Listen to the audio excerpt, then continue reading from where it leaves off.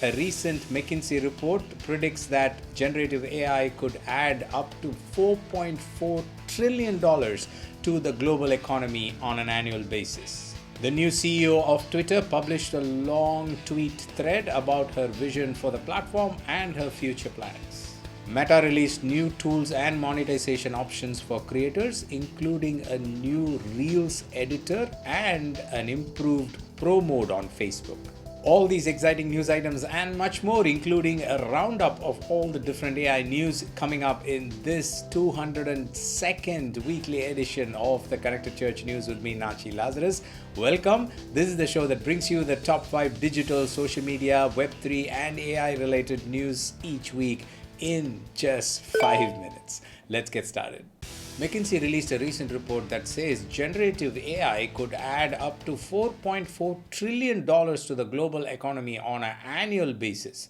Now, I like the way they've gone about producing this analysis and report because they have looked at other types of AI as well. As you know, generative AI is the one that's very popular now, thanks to ChatGPT, Bard, and all these chatbots. But there are other types of AIs that have been around for a long time. AI that works in a car, AI that improves the productivity of working people in different ways in industries, and machine learning and so on. They've looked at all of this and the contribution of all these different types of AI to the global economy. And then they've taken just the role of generative AI and the additional use cases and how that contributes to the overall economy. Definitely an interesting and an in-depth analysis of the current AI trends. So highly recommend you check it out. The download link will be in our show notes.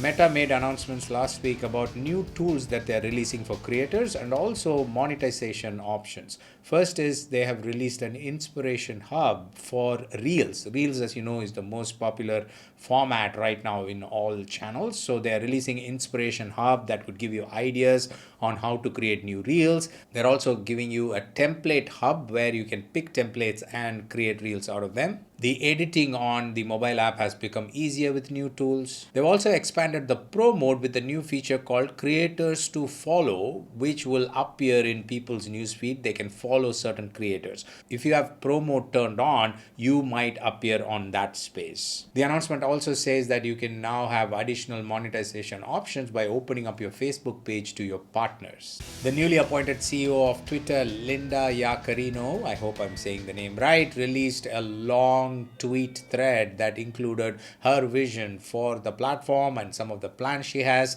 It also had lots of motivational tweets about how this is a collaborative effort and she needs the support of people and so on. But what I wanted to bring to your attention, especially if you're a nonprofit church or ministry that's focusing on Twitter, is the way she included words like partnership and creator. So Twitter is also starting to include the word creator in their thinking. Obviously, everybody wants the creators to be on their platform. She also says that she's going to rethink the way the platform functions by bringing in more partnerships and new ideas. It will be interesting to see what Twitter 2.0 looks like, as she mentions in her thread.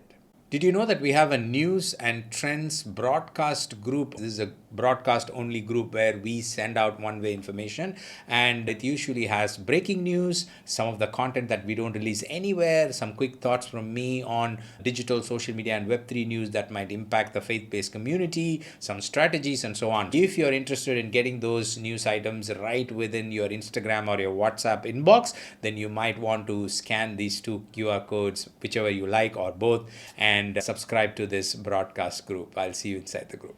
Pinterest released 2 ad formats last week. One is called Travel Catalogs and the other is Premier Spotlight. Premier Spotlight has been around for a while now. They've been testing it, but now they're rolled out to a wider audience. And this is an ad format that occupies bigger real estate in the mobile app of Pinterest. And here there is also a big call to action button right below your video or your image or whatever is the type of ad you released, even a carousel and so on. And this could be useful if you are coming up with an event and if you really want to be occupying a premier position in the ad space that Pinterest provides in front of your audience. The other product is Travel Catalogs, and if you're a nonprofit that focuses on the travel industry, then this might be useful for you because you can upload all your catalog and Pinterest will create a dynamic ad set for you.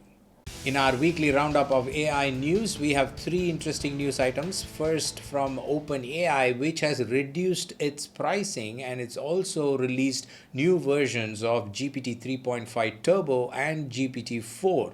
Looks like AI is being mindful of the competition and the crowded AI space. The second news is from Google, which released two advertising products powered by AI. One is called Demand Gen and the other is Video View Campaigns. Both of them will use AI to power campaigns. The Demand Gen campaign is definitely interesting and you might want to check it out. The third news is about a proposed bill in the US Senate that could potentially make social networks liable for distribution of AI generated content. This bill is being introduced by Republican Senator Josh Hawley and Democrat Senator Richard Blumenthal. We will link to all the details in the show notes. Check it out. If you've not yet subscribed to us on YouTube, I highly recommend you take a minute to do that so that you do not miss a news episode like this that we release each week, especially for the faith-based community.